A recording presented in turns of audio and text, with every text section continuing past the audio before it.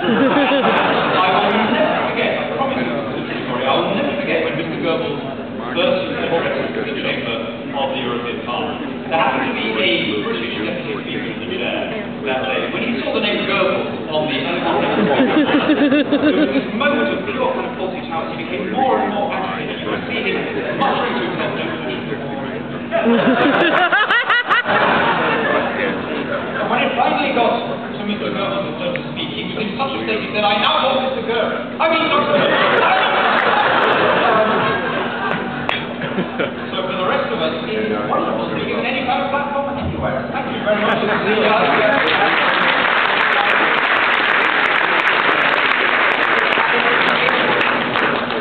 To be addressing this issue, which has done so much for the cause, personal feeling and enterprise.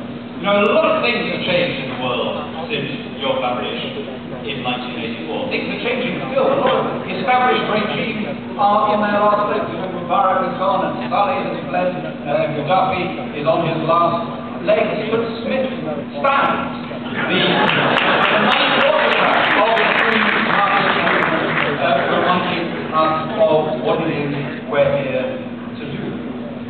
You know, it's so nice coming here from Europe. I left Europe, and as you probably know, the EU is racked by strikes and demonstrations at the moment.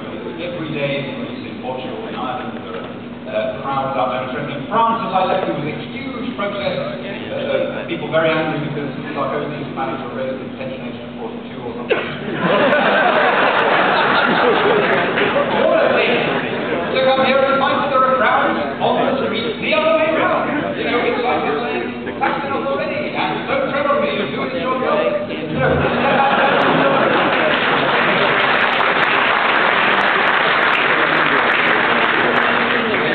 or what you always get a reaction to me around there. But I want to leave you with this thought, that didn't happen on its own. People in any politics, people in any country respond to the incentives structured around it. And what we're seeing now is the result of decades of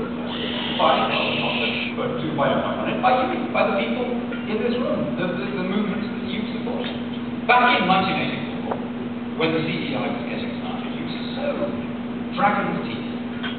And those teeth have now leapt out of the ground as fully formed hoplites with the sun gleaming brilliantly on their burnished blue garments and their creams and their breastplates in the form of a popular reaction against government. I mean, talking of Ayn Rand, what a brilliant thing to see. The first thing I see on the sponsor list is that the Railroad Association is backing the CEI. So unlike in Atlas Shrugged, in real life, they're actually backing competitive enterprise.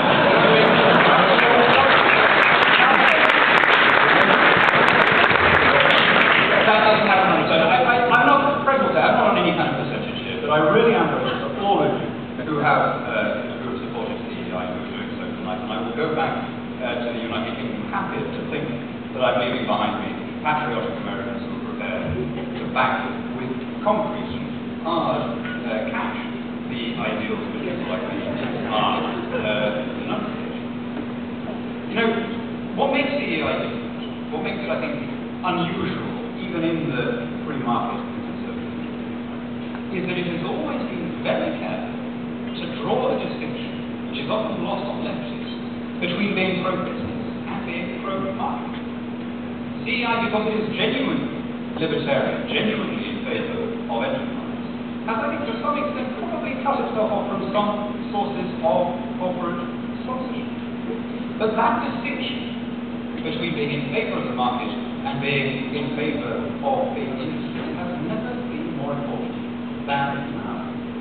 I mean, never mind what that is.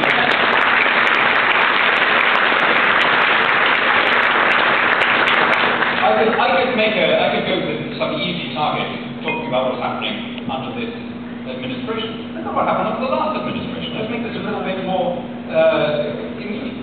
Right? There you had a right of centre government, a right of centre patience, which was pursuing protectionism, large federal spending, budgets, and in the end bailouts and nationalisation. What begins as one or two pragmatic compromises, which are always advanced as being sensible therefore undoctrinal, undogmatic, can quickly decline into a system of criminal capitalism.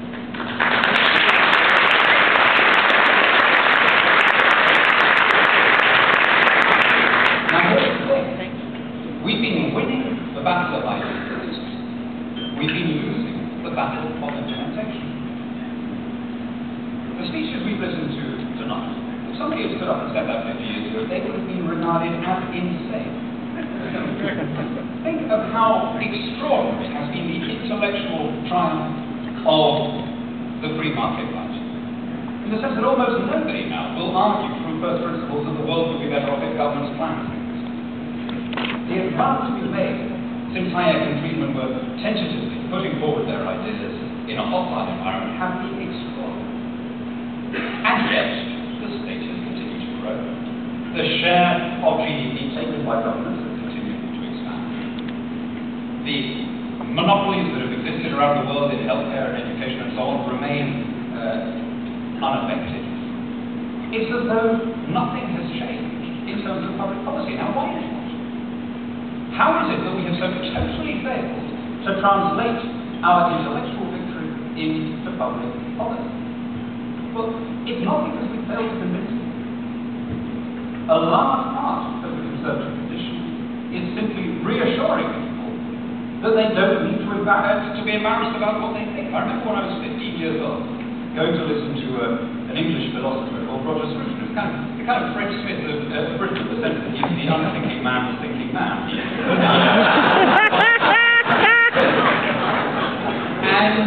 Ouch. And I said to him, coaches you might think they're 15 at the time, what do you see as the role of a conservative thinker? And he blinking behind his glass into the pivot of humanity and said, the role of a conservative thinker is to reassure people that their prejudices are true.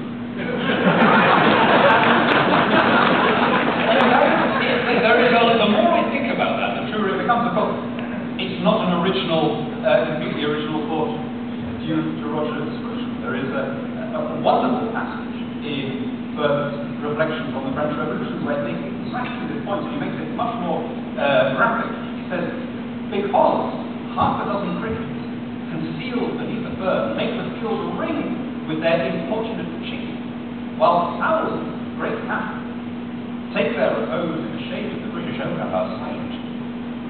Pray do not imagine that those who make all the noise are the only inhabitants of the field. Now, isn't that the most wonderful description of how we are governed? Cast your mind back to the Bear 3 years ago. How immediately a political and media caste formed itself phalanx-like into a position defending the idea that we had to respond by spending more, by borrowing more, by taxing. I can remember being virtually the only, in fact, I think I was the only elected British Conservative at the time to be against it. Plenty are now being wise after the event. And I remember at the time raising this with a very senior member of my party. And he emailed me back and said, you are completely on your own on this, Hannon. You are utterly alone. He said, all right, it's you and Ron Paul. You're the only people.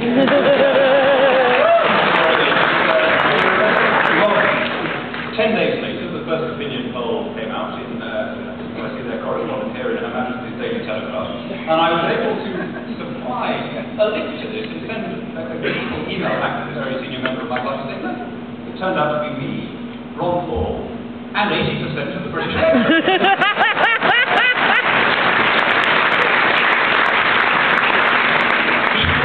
Both sides of the Atlantic are wiser than their leaders. The road organization might be. So why is it, since we all live in democracies, that on issues like that, public is not able to impose itself on people who are, after all, dependent on the ballot box for the maintenance of their employment? I think the answer is that the modern minister finds himself running a machine that has grown so large, so immobile, so unresponsive, that with the best will in the world there is very little he can do. The lot of the modern minister is to find himself incapable some vast machine.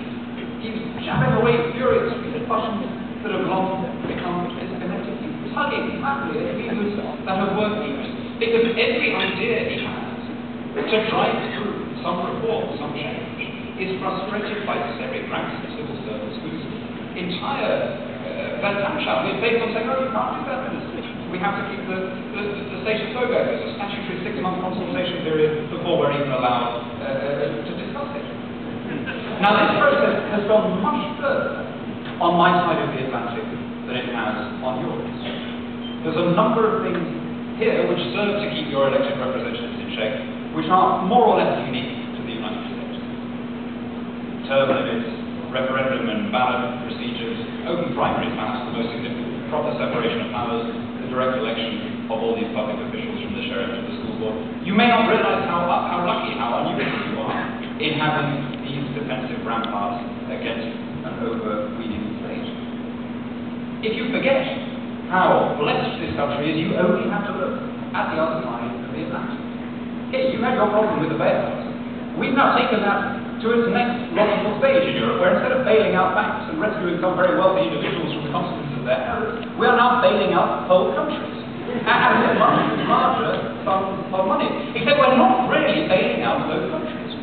What we're of course doing is bailing out the euro. We have this extraordinary situation now where hundreds of billions of dollars are being committed in loans to property governments because the European nation cannot contemplate a future without continued monetary integration. So instead of allowing the stricken economies to do what every unorthodox economic model, left or right, to tell them, which is to devalue and to price their way back into the market, these countries are being sacrificed in order to keep the single currency going. I saw this on President, because obviously you don't have enough calls on your wallet already in the country, said today that he also thought that the US should play its part in bailing out Greece. I would be disrespectful. He's not bailing out Greece. Right? Let's get away from the vocabulary of helping the people who are in these recipient countries. The Greeks understand perfectly well what the consequences are.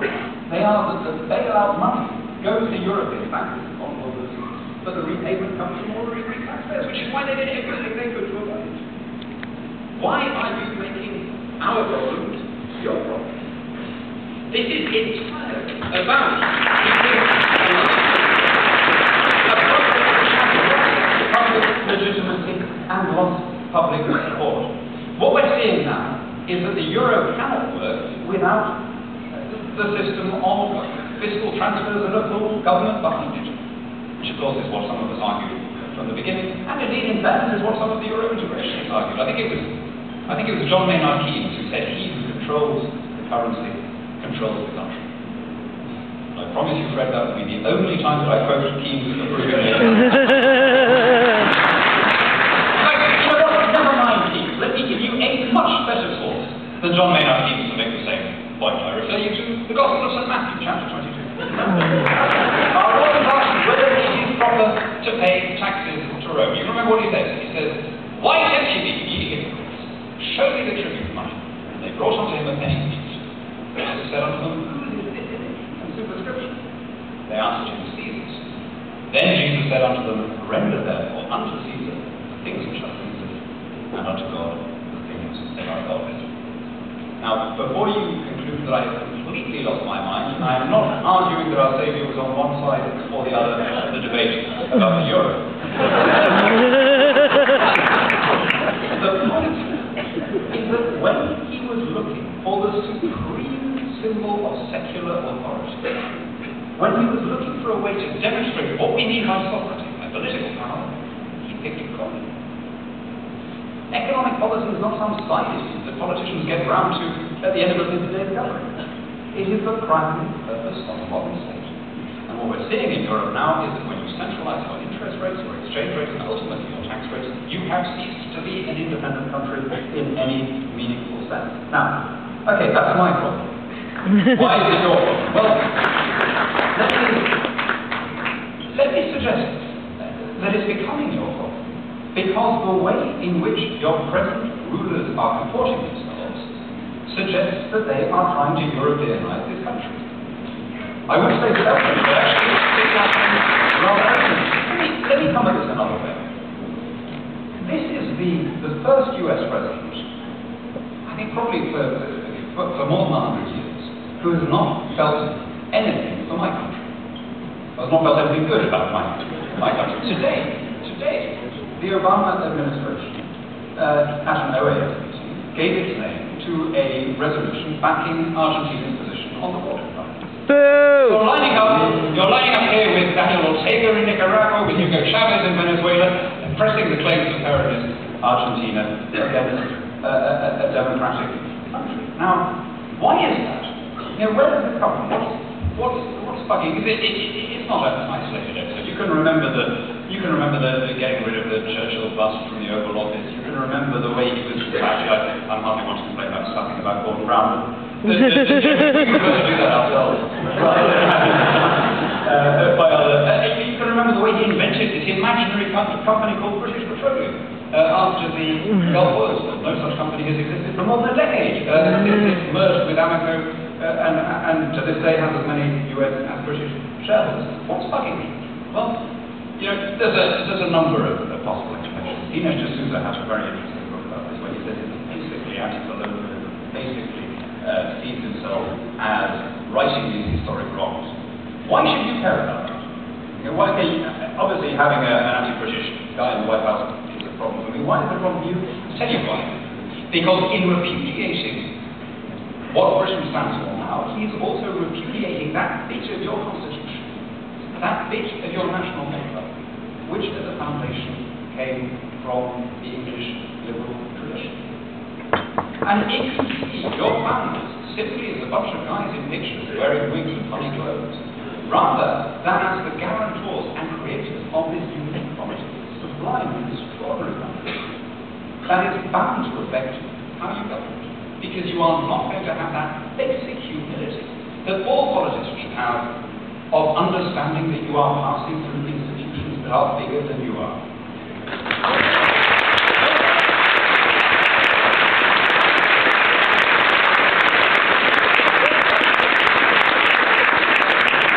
So what do I mean when I say this country is unique? Well, all states, all unions, to some extent, grow according to the DNA that was encoded at the moment of their conception. The United States was born out of popular rising against a remote and autocratic government. Its founders were determined to avoid the same centralization of power which they had spent their lives opposing, and that is why they designed a system that was at heart there to diffuse and devolve power and ensure that decisions were taken as closely as possible. I would call it Jeffersonianism, except I got into a great argument by email with Myron Ebel about whether Jefferson was really Jeffersonian, whether, as Myron says, it was really John Adams who was the Jeffersonian. I can preserve my illusions intact here. I'm not going to look in your illusions, because I suspect that Myron is right, as he is about a lot of these things. But let's leave it at this. Let's take any of your founders, any of those guys, Hamilton or Jefferson or any of the others, if they came forward now, would be horrified to see what is happening to the republic that they designed to keep the citizen big and the government small.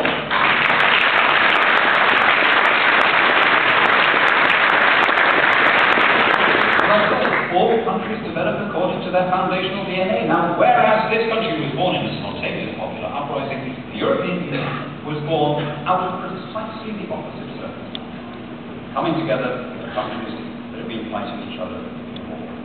And the imperative for the European patriarchs was precisely the opposite. They wanted power to be centralized and united. Line 1 of Article 1 of the Treaty of Rome commits the member states to an ever closer union. And almost everything that's gone wrong in Europe to this day comes from that basic foundational design. Whereas your constitution is 7,200 words long, is mainly concerned with the powers of the individual and confines itself to broad themes, the EU's constitution, now called the Lisbon Treaty, is 78,000 words long, is mainly about the powers of the state, and busies itself with such details as the rights of asylum seekers, space exploration, the status of disabled people. Your Declaration of Independence promises life, liberty, the pursuit of happiness. The EU's equivalent, which is called the Charter of Fundamental Rights and Freedoms, guarantees our rights to strike action, free healthcare, and affordable housing. Now, it's perhaps therefore explicable that we have seen what's happened since in Europe. There has been an absolute as well as a relative decline in Western Europe as a player in the world.